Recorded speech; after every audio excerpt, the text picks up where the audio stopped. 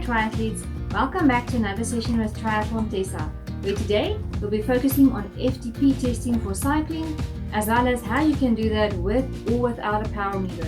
And lastly, how you can use that FTP test that you did, use that numbers when you're in training to do your training effectively. So stay tuned as I share with you guys tips on how you can do FTP testing with or without a power meter, as well as how you can incorporate that into your everyday training to train effectively.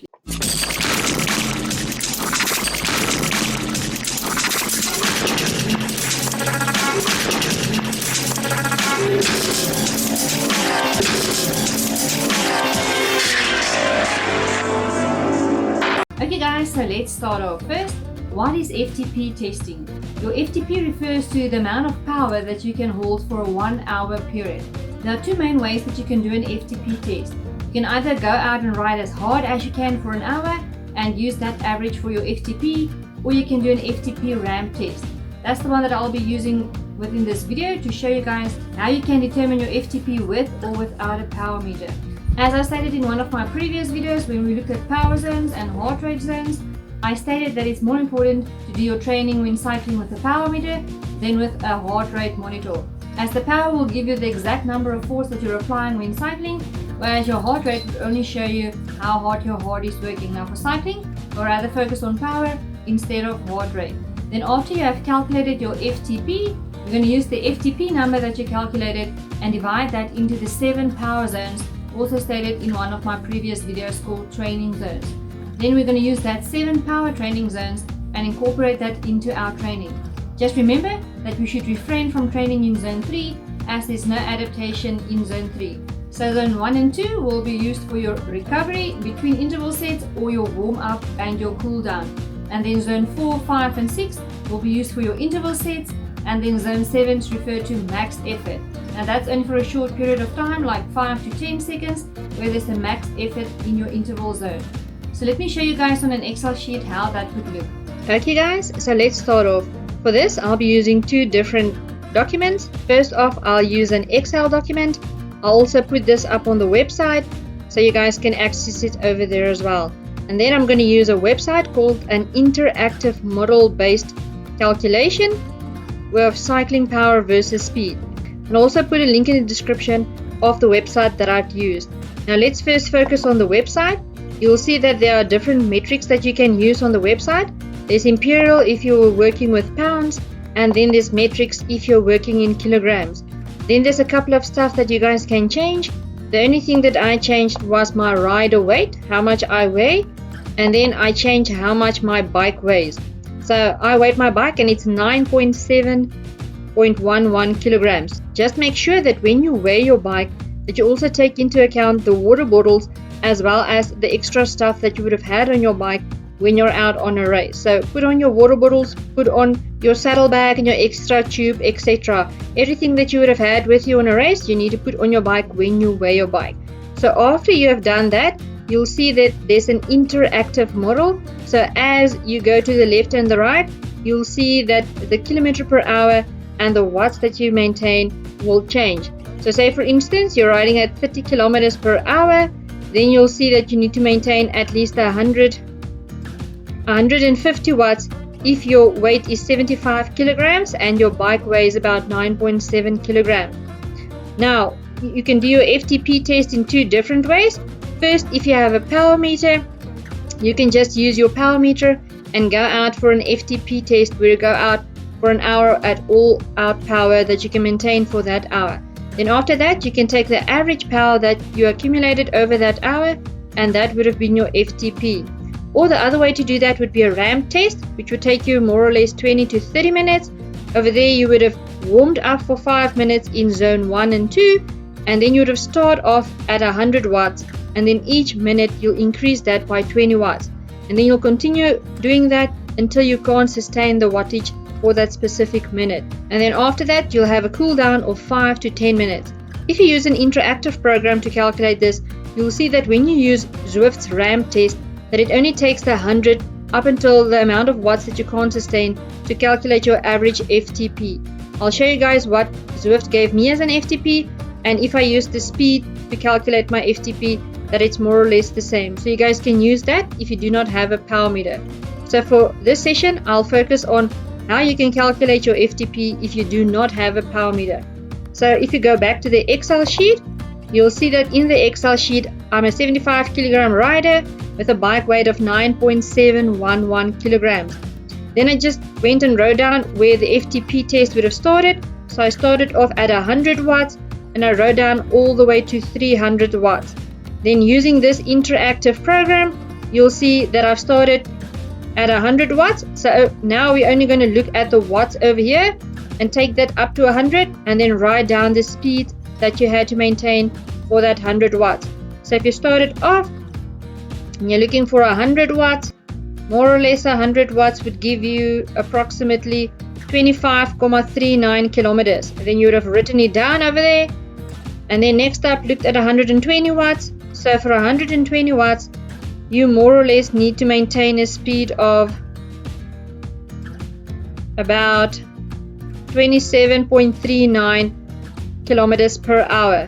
Now if you do an FTP test without a power meter, you would still need the following. You would need any kind of indoor trainer, and then you also need a speed sensor as well as a watch or something to tell you how fast you are cycling.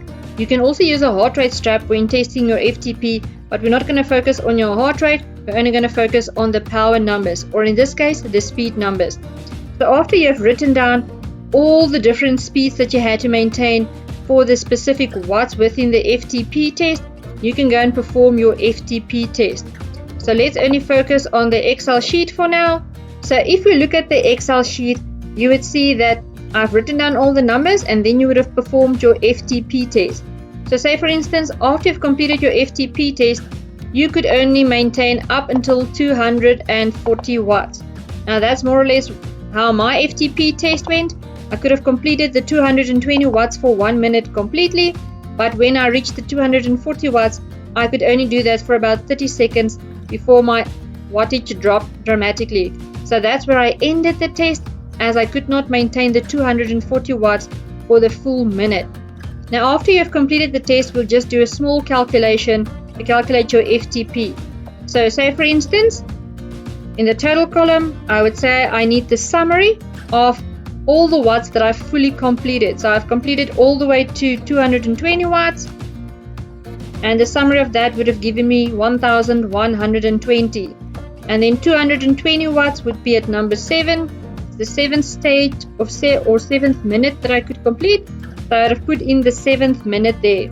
And then to calculate your FTP, you'll just use the total amount of watts divided between how many minutes you did the FTP.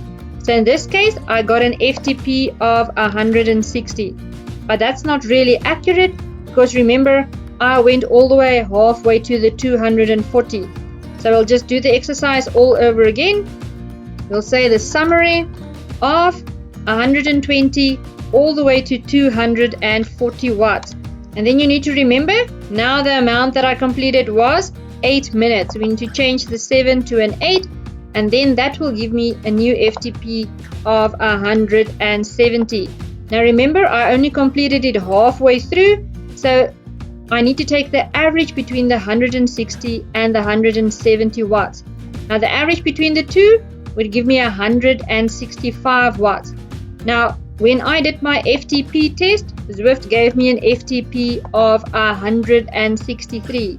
And as you can see, the FTP is more or less the same. It's about a 1% difference between the two. How do you calculate that? You'll say 163 divided by 165, and then you can only change that to a percentage, and then it will show you that it's 99% accurate, which is more or less okay if you're only using a speed sensor to calculate your FTP. Now after you have done that, you've calculated your FTP, we need to calculate your training zones. Now for that, the only thing that we need to remember is, first off, you need to calculate your wattage for each of these training zones. I got them from my video where I explained how you use your training zones. So these percentages are the ones that we're going to use to calculate our lower and upper wattages. Just remember that when you start off, it will always be 1. And then after that, we'll calculate the different watts. Now for this, I'm going to use the 170, but if you want to be more accurate, you can use the 165 watts. Now let's quickly look at how you would have done that. I've already done that, so I'll just hide these. And then I'll refer a little bit later to those as well. So how do I got these numbers? First off, you'll see that zone 1 would be less than 55%. So the lower limit would be 1. That's the minimum amount of watts. Then if you look over here, you'd have seen that I've used the 170 and then I multiplied it by 0.55, which would have been this 55%. Then if you move up to the second training zone for watt, you'll see that it's once again 170, or if you use the 165 and then multiply that by 56%, 0.56. If you look at the upper limit, that would have been 75%. So for that, we use the 170 watts again times 0.75. And then you can do that all the way up to zone 5. Then remember, zone 6 will give you 121% and above. So there's no upper and lower limit. So you only calculate 170 watts times 1.21. And that would have given you 205 watts. And then zone 7 is not applicable, as that would have been your max effort that you could sustain over that period of the interval. And then if you go back to your interactive training model, once again, let's just move this a little bit.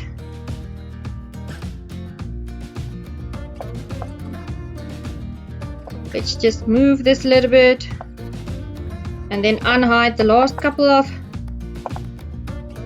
cells so we can focus only on the power and speed. Now after you have calculated the wattage that you have to maintain in each of these training zones, you're going to go back to your interactive model. Now it's going to take you a little bit longer to do this if you only have a speed sensor, but it will be a more accurate way of doing your training sessions and making sure that you're hitting the exact numbers that you need to train effectively. You're only going to calculate these every 4 to 6 weeks, depending on how long the interval is between your FTP test. But also remember that you do not need to recalculate these numbers, as they will stay the same. The only way you need to change these is if you or your bike's weight will change. So these numbers would stay more or less the same. You only have to recalculate your FTP and then use that FTP number to recalculate your zone. So that will be the only work that you need to do every 4 to 6 weeks. So let's first start off. When we calculated the zones, remember, zone 1 was between 0 and 55%. So the minimum amount of watts would have been 1 and the maximum amount of watts would have been 93. Then you're going to take that 93, go back to your interactive model, and then go and look at the watts over here. That needs to be 93, more or less 93.5. So if you scroll down to your interactive model and you go and check out more or less 93.5 watts, and that will give you